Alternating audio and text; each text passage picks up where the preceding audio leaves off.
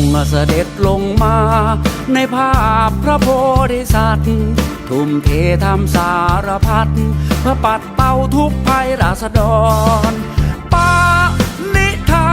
นเบิกบานเพื่อการรับใช้มีหัวใจ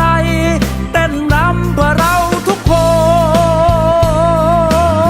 นไม่เลือกที่รักที่ชัง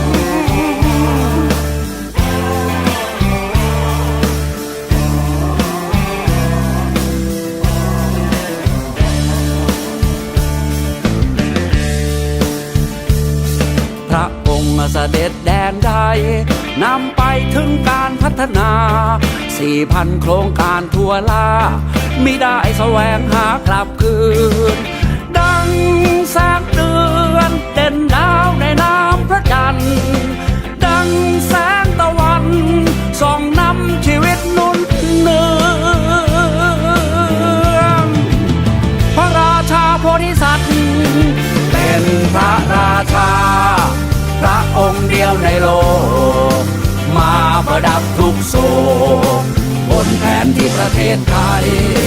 ยิ่งทุกข์ยิ่งยากยิ่งลำบากสักเพียงไหนคนเล็กคนน้อยคนไทยใกล้ใกล้ท่านไปรักษาพระราชาโพธิสัตว์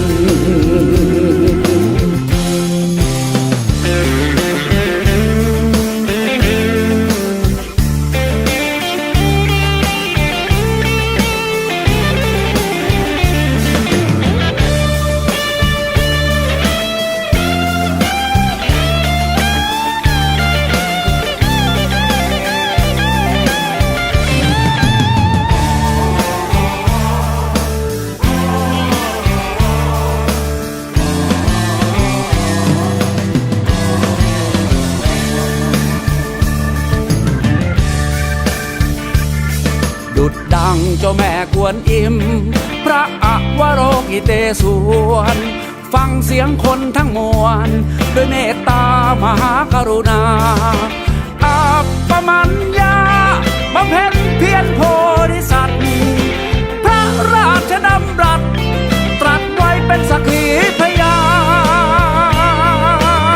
นพระราชาโพธิสัตว์เป็นพระราชาพระองค์เดียวในโลกมาประดับทุกโศกบนแผนที่ประเทศไทยยิ่งทุกข์ยิ่งยากยิ่งลำบากสักเพียงไหนคนเล็กคนน้อยคนไทยใกล้ใกล้ท่านไปรักษาพระราชาโพธิสัตว์